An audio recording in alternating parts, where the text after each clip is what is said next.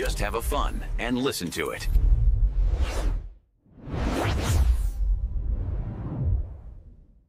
안녕하세요. AI, GPU, HBM 칩. 이런 반짝이는 하드웨어에 대한 이야기는 이제 정말 익숙하죠. 다들 뭐 최신 칩 스펙은 줄줄 꿰고 계실 정도니까요. 맞아요. 그런데 오늘 저희는 그 화려한 하드웨어의 무대, 그 뒤편으로 한번 가보려고 합니다. 사실 AI 제국을 건설한 엔비디아의 가장 깊은 곳, 그 누구도 넘볼 수 없다는 그 철옹성의 비밀이 반도체 칩이라는 돌로만 만들어진 게 아니거든요. 바로 그 지점이 오늘 이야기의 핵심이군요. 그 성벽은 보이지 않는 소프트웨어의 마법, 바로 쿠다로 지어졌다는 거죠. 오늘은 그 마법의 주문이 대체 무엇인지, 그리고 그 견고한 성벽을 무너뜨리려는 도전자들은 누구인지 한번 제대로 파헤쳐 보겠습니다. 좋습니다. 이 이야기를 제대로 이해하려면 먼저 그 성의 군단, 그러니까 GPU가 왜 필요한지부터 짚고 넘어가야겠죠? 네, AI 업계 발건 분들이라면 CPU랑 GPU 차이는 이미 익숙하실 거예요. 뭐랄까, 복잡한 전략을 짜는 소수정예 지휘관이 CPU고. 네. 그리고 단순 반복적인 명령을 수행하는 수천 명의 대규모 군단이 GPU인 거죠. AI 모델 학습처럼 방대한 데이터를 동시에 처리해야 하는 전투에선 당연히 이 대규모 군단이 필수적이고요. 그렇죠. 바로 그겁니다. 그런데 여기서 아주 근본적인 질문이 생겨요. GPU라는 군단은 원래 그래픽, 즉 그림을 그리는 임무를 위해 태어났잖아요. 근데 어떻게 전혀 다른 종류의 임무, 그러니까 일반적인 과학 계산이나 AI 연산 같은 고도의 작전을 수행하게 된 걸까요? 병사들한테 갑자기 전략회의를 시키는 셈인데 이게 말이 안 통할 거 아니에요. 그러네요. 군단한테 새로운 명령을 내릴 수 있는 뭐랄까 통역이나 지휘체계 같은 게 필요했겠군요. 그게 바로 쿠다라는 말씀이시죠. 바로 그 새로운 지휘체계입니다. 개발자들이 GPU라는 대규모 군단에게 그래픽 작업 외에 온갖 종류의 계산 임무를 내릴 수 있게 만든 소프트웨어 플랫폼인 거죠. 와. 쿠다가 없었다면 GPU는 여전히 게임 화면이나 예쁘게 만들어주는 그냥 그런 장치에 머물렀을 거예요. 쿠다 덕분에 비로소 AI를 위한 범용 슈퍼컴퓨터의 두뇌로 진화할 수 있었던 겁니다. 그럼 개발자는 그 지휘체계를 이용해서 어떻게 수천 명의 병사들한테 동시에 명령을 내리는 건가요? 상상만 해도 복잡한데요. 여기서 커널이라는 아주 영리한 방법을 씁니다. 개발자가 적진을 돌파하라는 큰 작전 목표를 커널이라는 코드 묶음으로 만들면요. 쿠다가 알아서 그 작전을 각자 10m씩 전진 후 사격 같은 수천 개의 단순하고 동일한 임무로 쪼개요. 그리고 그걸 각 병사, 즉 GPU 코어에 동시에 할당해버리는 거죠. 그러니까 개발자 입장에서는 복잡한 지휘 과정은 쿠다한테 다 맡기고 그냥 작전 목표만 명확히 알려주면 되는 거네요. 네, 바로 그거죠. 정말 편해지는 거예요. 이야, 정말 기가 막히네요. 특히 AI 개발자들한테는 거의 뭐 축복이었겠는데요? 축복 그 이상이었죠. 구글의 텐서플로우나 메타의 파이토치 같은 AI 개발의 필수 도구들이 있잖아요. 이게 처음부터 이 쿠다라는 지휘 체계를 기본 언어로 채택했거든요. 처음부터요? 네. 그러니 AI 개발자들은 다른 언어를 배울 필요 없이 그냥 엔비디아 GPU를 사서 꼽기만 하면 자기들이 쓰던 도구로 최고의 성능을 바로 경험할 수 있게 된 겁니다. 여기서 엔비디아의 진짜 무서운 전략이 드러나는군요.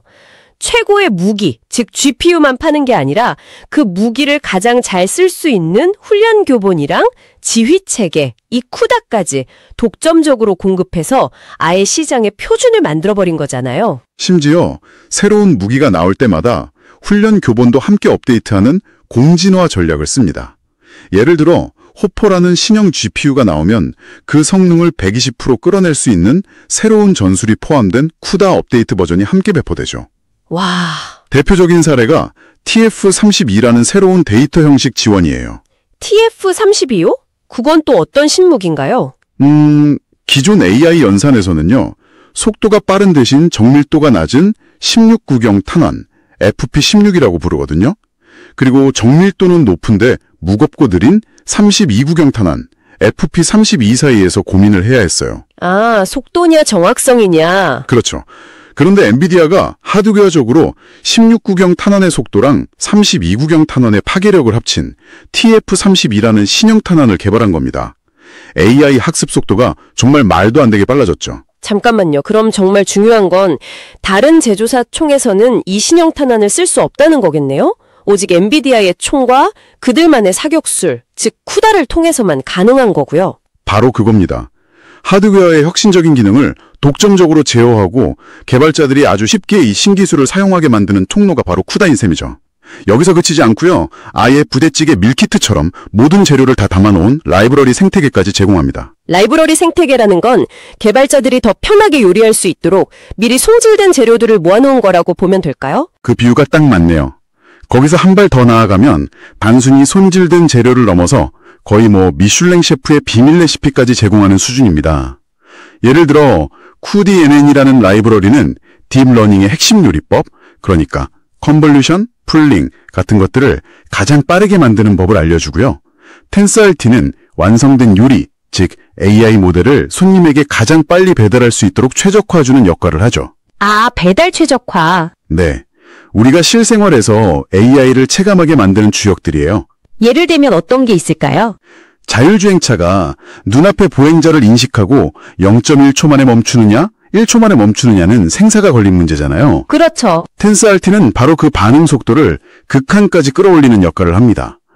데이터 센터에서는 전기요금을 획기적으로 줄여주고요. 이런 강력한 도구들이 있으니 개발자들은 쿠다라는 주방을 떠날 이유가 없는 거죠.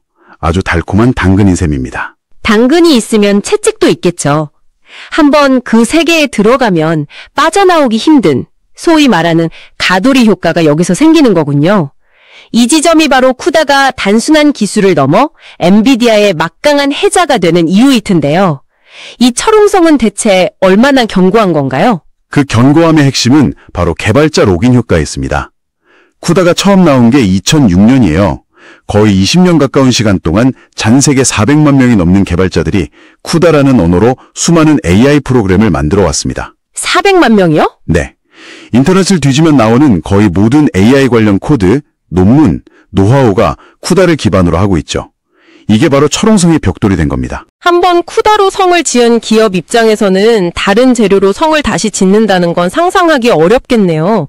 기존의 설계도를 전부 버리고 처음부터 다시 시작해야 할 수도 있으니까요. 바로 그 전환 비용, 스위칭 코스트가 상상을 초월하는 진입장벽이 됩니다. 시간, 돈, 인력을 어마어마하게 쏟아부어야 하죠. 결국 AI를 제대로 하려면 그냥 엔비디아 GPU를 사는 게 가장 싸고 빠르다. 이 공식이 시장의 상식이 되어버린 겁니다. 그런데 여기서 정말 듣고도 믿기 힘든 이야기가 나옵니다. 바로 쿠다 갭이라는 개념인데요.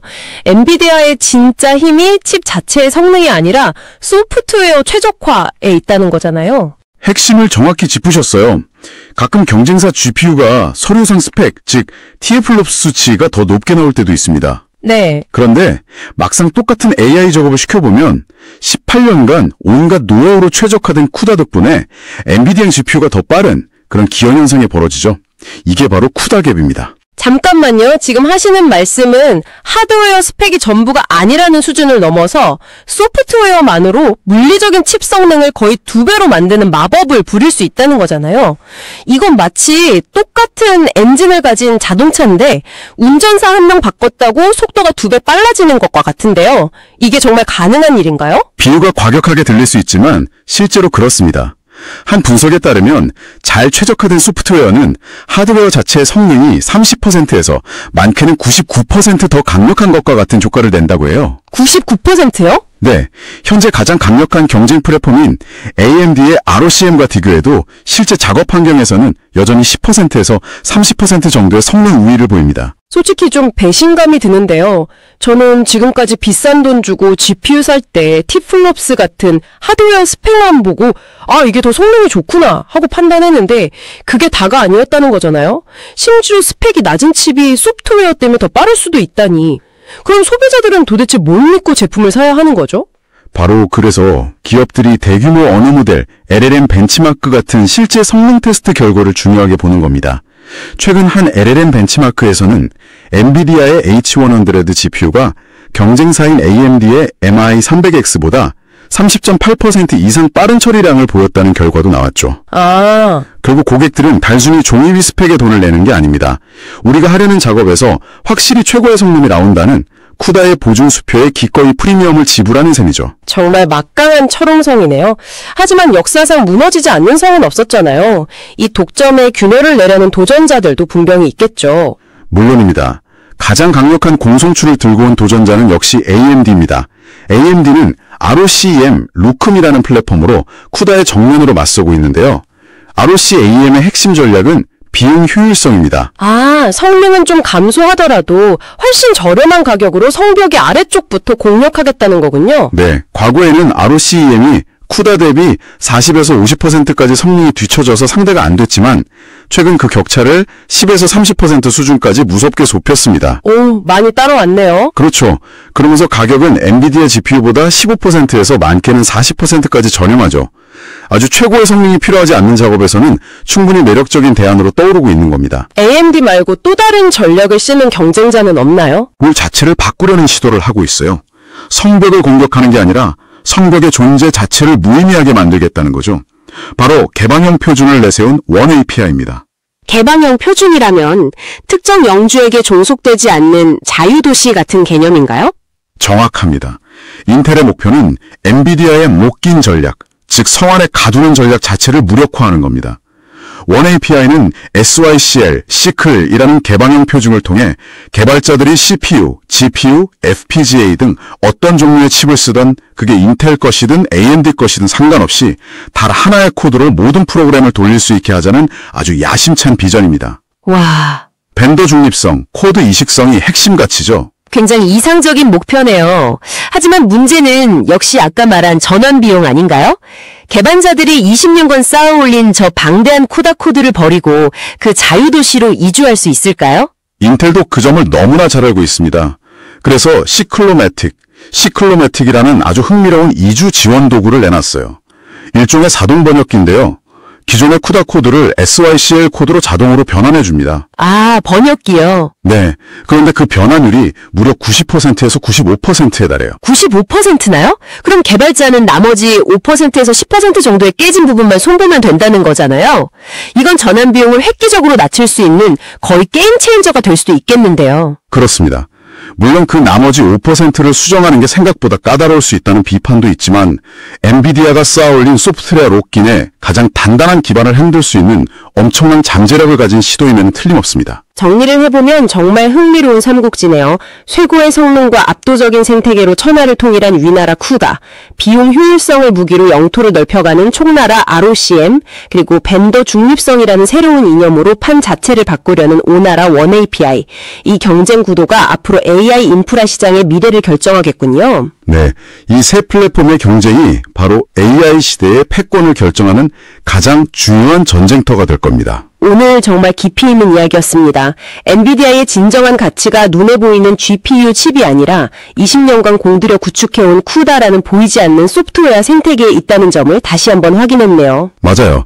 쿠다 갭으로 대표되는 소프트웨어 최적화가 어떻게 하드웨어 스펙을 뛰어넘는 가치를 만들고 시장을 지배했는지, 그리고 경쟁사들이 비용 효율성과 개방성이라는 각기 다른 무기로 그 아성에 어떻게 도전하고 있는지를 통해 AI 시장의 역학을 제대로 엿볼 수 있었던 것 같습니다. 자, 그럼 마지막으로 이 이야기를 듣고 계신 여러분께 질문을 하나 던지며 마무리할까 합니다. 만약 여러분이 AI 기술을 개발하고 사용하는 입장이라면 무엇을 선택하시겠습니까? 약간의 성능 손실과 초기 불편함을 감수하더라도 특정 기업에 종속되지 않은 자유를 택하시겠습니까? 아니면 최고의 성능과 안정성 그리고 방대한 커뮤니티의 지원을 받을 수 있는 편리한 독점 생태계에 남으시겠습니까? 이 선택이 앞으로 AI 기술의 발전 방향을 결정하게 될지도 모릅니다.